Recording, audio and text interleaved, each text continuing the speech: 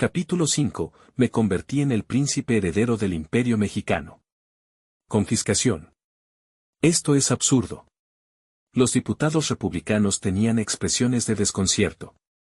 Durante 2 horas, decenas de diputados atacaron la propuesta del príncipe heredero, pero el príncipe, de solo 15 años, refutó todas sus objeciones. Son más débiles de lo que pensaba. Cuando discutí con Agustín I, tardamos unas 4 horas. Aunque estaba borracho en ese momento, yo, que había dejado atónitos a seres divinos, tenía confianza en mi habilidad para hablar. Además, su oposición no tenía una base sólida. La situación era como una emboscada, lo que me dio una ventaja significativa. Cuando la reunión llegó a un punto muerto, Agustín I habló: parece que no hay más que decir. Creo que la revisión ha sido suficiente.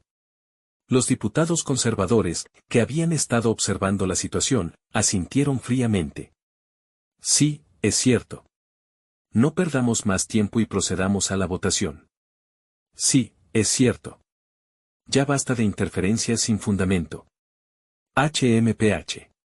Hasta ahora han estado callados, y ahora actúan como si fueran leales. Agustín I no estaba contento con los diputados conservadores, pero aceptó su apoyo y presionó fuertemente a Rafael, el presidente del Congreso.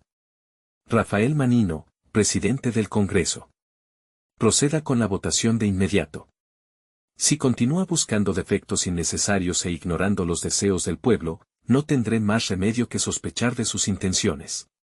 Un diputado que obstruye deliberadamente la política por sus propios intereses políticos, Agustín I miró intensamente a Rafael, y Rafael respondió con voz temblorosa: procederemos a la votación. La votación fue aprobada. En una situación en la que el emperador y los ciudadanos los tenían acorralados, los diputados republicanos no tenían otra opción. Tan pronto como se aprobó la votación, Agustín I y yo salimos del Congreso y revisamos la lista de propiedades que nuestros subordinados habían investigado. ¿Dices que en total es el 20% de todas las tierras de México? ¿Es esto cierto? Asterisco. El coronel Fernando respondió asterisco. Sí, Su Majestad. Estos números excluyen las tierras no desarrolladas y los terrenos baldíos del norte. De hecho, estos números ya han disminuido significativamente. Originalmente, los peninsulares poseían alrededor del 40% de las tierras de México. Pero con el inicio de la Guerra de Independencia, vendieron muchas de sus propiedades debido a la incertidumbre sobre lo que sucedería después de la independencia, reduciendo su posesión al 20%. Ya veo. Yo también compré algunas granjas a bajo precio. Esperaba que fuera mucho, pero esto es impresionante. Los peninsulares, que representan solo el 1 a 2% de la población, poseían el 40% de las tierras de México. También hay muchas granjas en la región de Puebla. El coronel Fernando respondió a mi pregunta mientras revisaba la lista. Sí, muchos de los grandes terratenientes peninsulares en la región de Puebla se negaron a vender sus granjas a bajo precio y finalmente fueron expulsados. Mi padre se burló y dijo: esas son las mejores tierras de México, así que no querían venderlas a bajo precio. Entonces, la región de Puebla es la más importante. Padre, iré a la región de Puebla. Tú, La riqueza de la región de Puebla es bien conocida, y muchos saben que hay muchos grandes terratenientes expulsados allí. Habrá muchos líderes locales y comandantes militares codiciosos, así que necesitamos una autoridad que los domine. No, es demasiado peligroso. Fernando puede ir en tu lugar, pero hay muchos oficiales de alto rango entre los comandantes locales. Llevaré al ejército conmigo, así que no será tan peligroso. Volví a hablar con Agustín I, que estaba pensativo. La región de Puebla es la más rica, por lo que los almacenes serán grandes y habrá muchos bienes. Si no recuperamos estos bienes, será un gran golpe. Además, en las regiones de México, hay muchos que no siguen el control central y actúan por su cuenta. Usted lo sabe mejor que nadie, padre. Debo ir. Está bien, pero si hay algún conflicto armado, debes evacuar de inmediato siguiendo las órdenes del comandante. Agustín I ordenó a los comandantes militares leales que recuperarán las propiedades confiscadas en todo México. Esto es agotador. En el mapa, la región de Puebla parece cercana, pero en realidad está a más de 100 kilómetros de distancia. Es una operación urgente, así que después de dormir un poco, partimos a las 6 de la mañana. Vestir ropa incómoda y montar a caballo para mostrar autoridad lo hace aún más difícil. El primer lugar al que iremos es la granja de un hombre llamado Don Sebastián. Este hombre, que ocupa el primer lugar en la lista de propiedades, poseía una granja de 50.000 hectáreas, aproximadamente 123.000 acres, en Puebla. Su granja producía principalmente trigo, maíz y caña de azúcar, y también tenía viñedos que producían vinos de excelente calidad, aunque en pequeña escala. Además, su propiedad incluía una mina de plata. 50.000 hectáreas. Incluso un hombre tan rico no pudo hacer nada frente a los cambios políticos y fue expulsado sin más. Llegamos a la granja con el coronel Fernando y 500 soldados. Aunque 500 soldados pueden parecer pocos, en ese momento, el Ejército Central de México tenía menos de 20.000 soldados. Teníamos que enviar soldados a todo México. Los comandantes y yo íbamos a caballo, pero los soldados tuvieron que caminar, por lo que llegamos después de 3 días de marcha. Su Majestad, ¿a dónde desea ir primero, a la mansión o al almacén? La granja era tan extensa que se tardaba varias horas en caminar entre la casa y el almacén. Vamos primero al almacén.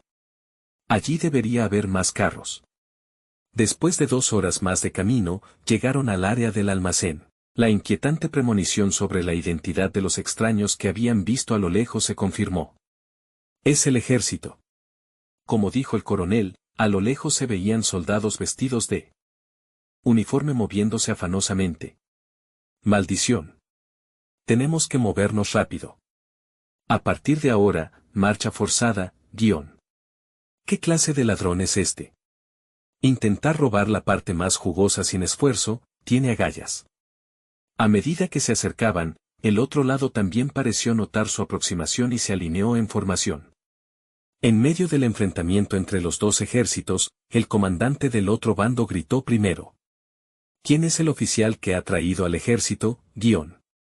Es un general. Qué molesto. Soy el coronel Fernando Mendoza, bajo las órdenes del emperador, he venido a confiscar las propiedades del traidor don Sebastián. Soy el general Javier Paredes, comandante de la defensa de Puebla. Me llevaré estas propiedades a la Ciudad de México, así que vayan a otra granja. Está tratando de quedarse con todo. El coronel Fernando respondió con firmeza. No puedo hacer eso.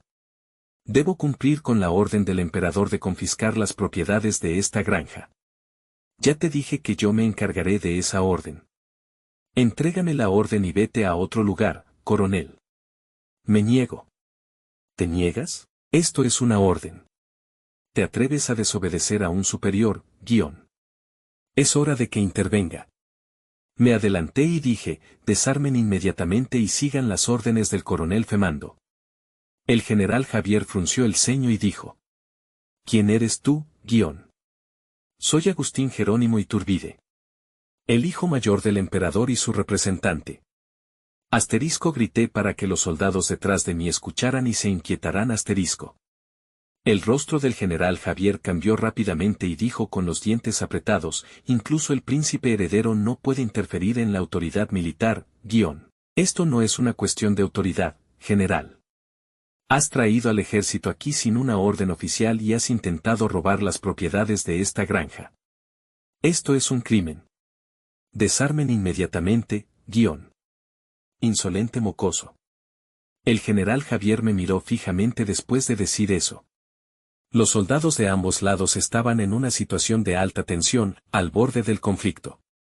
Preparen las armas, El coronel Fernando ordenó a los soldados que se prepararan para disparar con calma. ¡Clac! Las fuerzas enemigas eran más numerosas que las nuestras, alrededor de 800 hombres. Sin embargo, nuestro armamento era abrumadoramente superior. Deben ser reclutas. Probablemente reclutados ilegalmente. La mitad de ellos ni siquiera tiene rifles. Considerando su estado de entrenamiento, tenemos la ventaja. Mientras pensaba en eso, el general Javier gritó de repente, fuego, maldición, El general Javier no era una persona muy racional. No esperaba que tomara la decisión de luchar en esta situación, pero gracias al retraso característico de los mosquetes de Pedernal, no morí de manera absurda.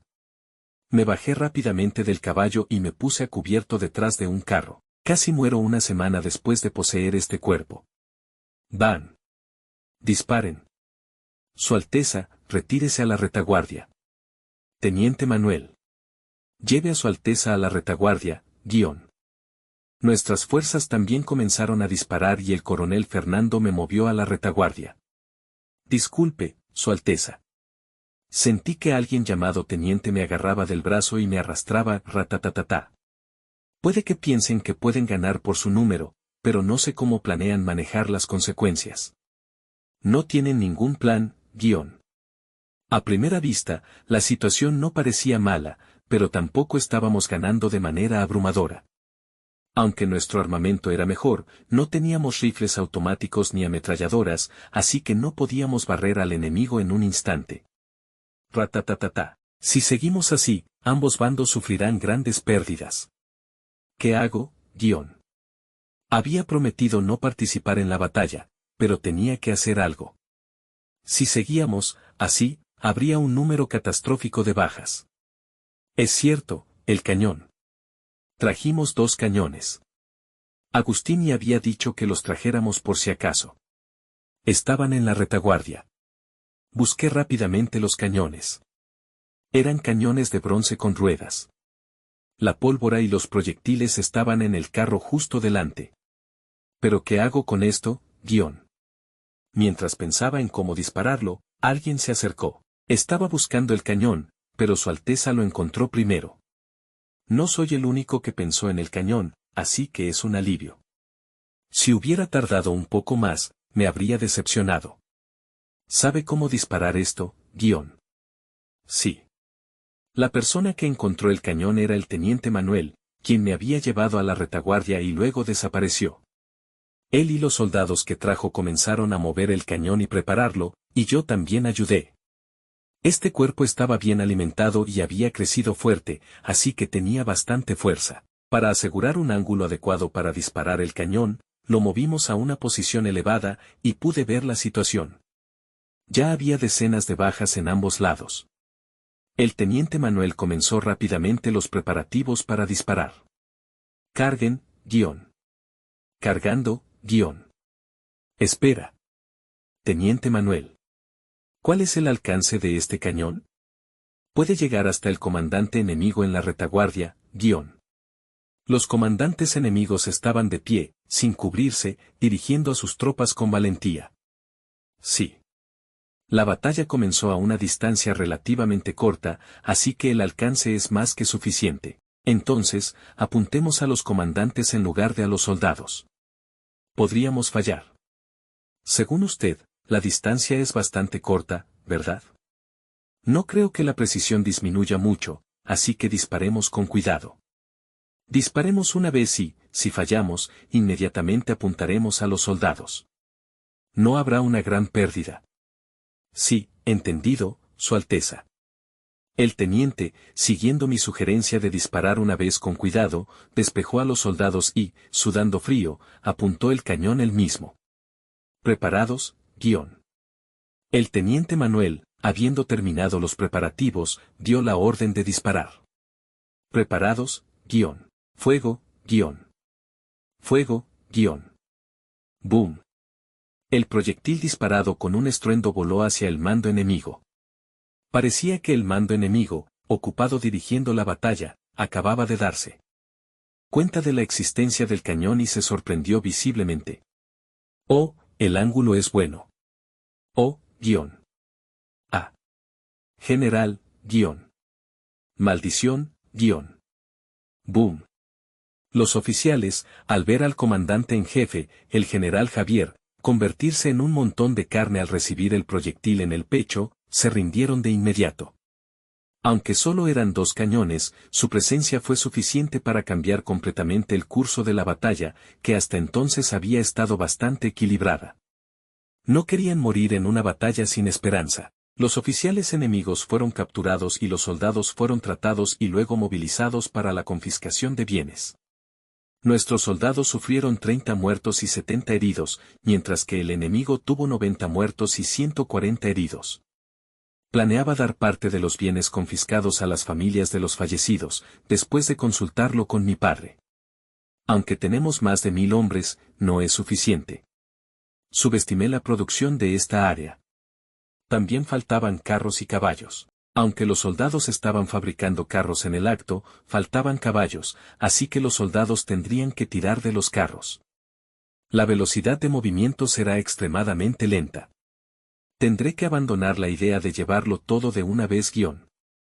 El tamaño del almacén del gran terrateniente, que poseía 50.000 hectáreas, era impresionante. Había 8 almacenes de varios miles de metros cuadrados en el centro de la granja y decenas de pequeños almacenes dispersos por toda la tierra. En esta época, mucha gente muere de hambre, pero en este almacén, los granos se pudren por exceso. Parecía una clara demostración de la oscura realidad de México, donde unos pocos grandes terratenientes y la iglesia monopolizaban casi todas las tierras. En este momento, México no es muy diferente de un estado medieval. Dejen las herramientas agrícolas y las semillas.